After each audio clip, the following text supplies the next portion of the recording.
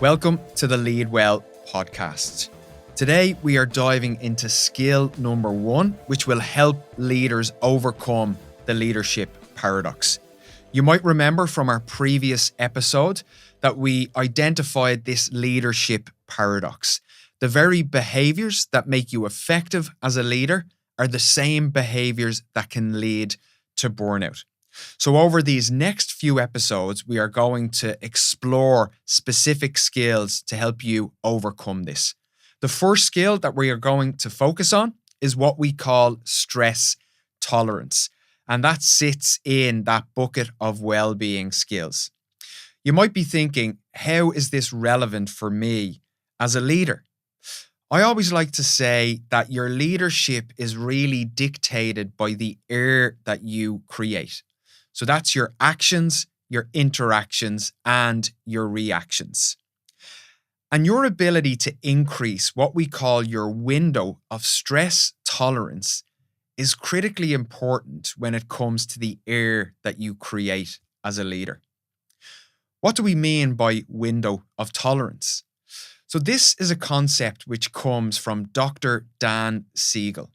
And it's the optimal emotional zone that you can show up in order to perform.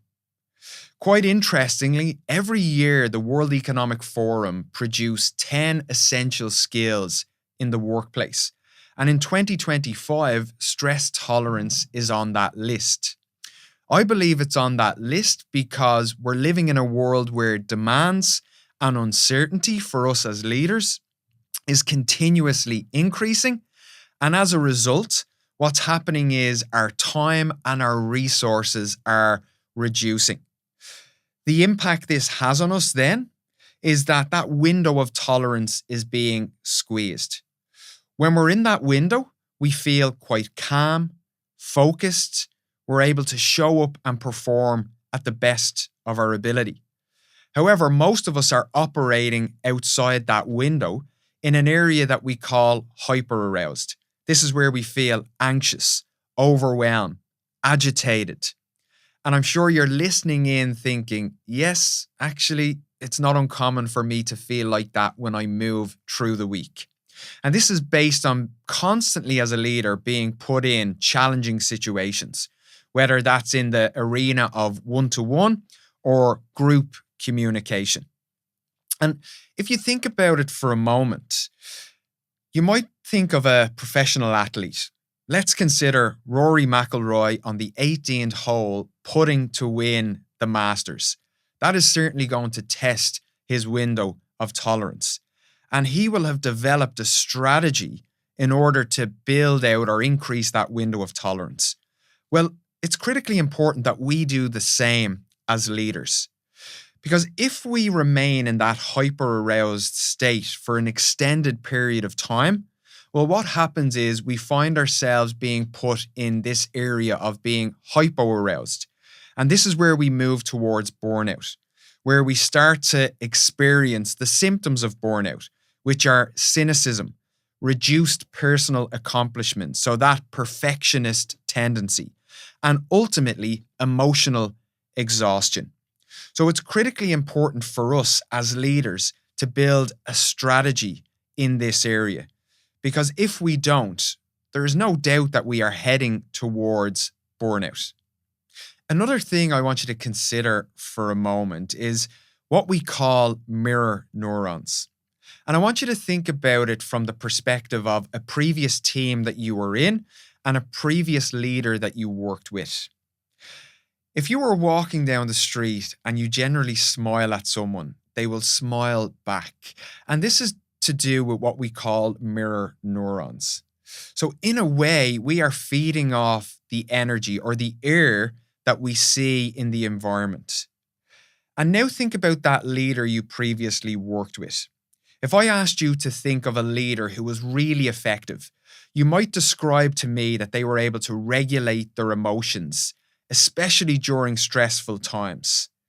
But if I asked you to think about a leader who maybe wasn't as effective, you might describe them as being someone who was quite agitated, who always seemed to just be fighting fires.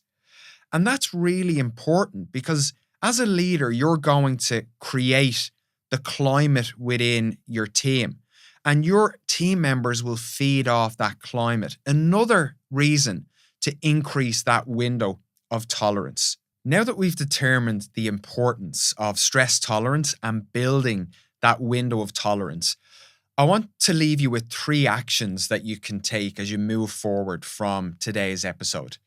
And the first is all about aligning our priorities. An exercise that I do with leaders is to stop for a moment and to think about the key areas of your life. And generally, for most of us, they are our career, our personal development, our health, and the key relationships, whether that's family, friends, etc. And I often ask leaders to answer 2 questions. So the first question is, in all of those areas, how satisfied are you with the progress you're making in those areas? And I want you to rate that on a scale of 1 to 5, with 5 being most satisfied. And then the second question I ask is, how satisfied are you with the time and attention that you give to each of those areas? Now, generally what you'll find is when you rank both of those questions and all of those areas, you'll start to identify gaps. And those gaps leave clues for us as leaders. What I want you to do with those clues is to take time, take a step back and reflect on the progress, the time you're giving to certain key areas, because what you are going to find is this is going to start to help you gain clarity on key goals, key actions that you want to take. And what that's going to do for us is it's going to create an increased level of clarity around our vision, but it's going to reduce the level of overwhelm. And this is an exercise you can do from time to time, but you can have the information stored away somewhere. And when you're having those weeks where things are just getting a little bit too much, you can pull that out, and that's going to help you remind yourself in a way that you are on track. It's going to remind you of the key actions that you have to take. The second piece of information I want to leave you with today to increase that window of tolerance is very much your micro day-to-day actions. And I would highly recommend that at the start of your day, you utilize what we call the Eisenhower matrix. And very simply, this helps us identify what we want to do across that day, what we need to delegate to others, what's not important and we need to delete it. And the final one is around deciding. So scheduling. What might I not do today, but what is important and what do I need to put into the calendar for the rest of this week? I highly encourage you to set that intention. Now, as we know, we will get curveballs as we move through our day, but it's having that initial intention which is going to help you manage that window of stress tolerance. And the final piece of information is embracing what we call visualization or mental rehearsal. So if you're setting yourself up in the morning and you know that you have a difficult one-to-one conversation coming, what I encourage you to do is take yourself away for 10 minutes, close your eyes, and very simply run through how you see that situation going in your mind. You might look at ideally how will it unfold, but you might also consider if it goes awry, how are you going to get it back on track?